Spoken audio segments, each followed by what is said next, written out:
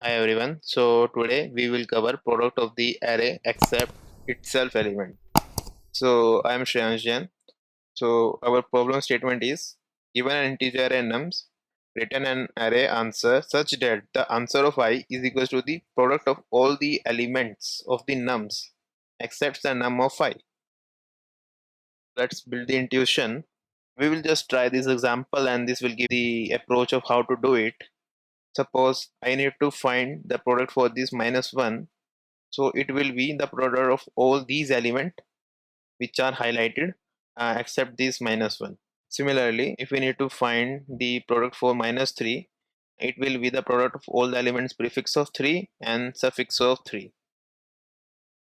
And if we need to find for -2, the answer will be the product of all the elements prefix of -2, and since there are no suffix, so this will be our answer.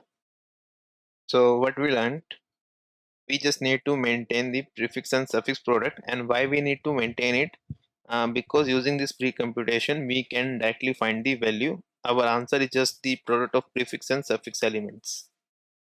So the pseudocode, we will just create the prefix and suffix array, initialize it with 1, and then build both the prefix and suffix array.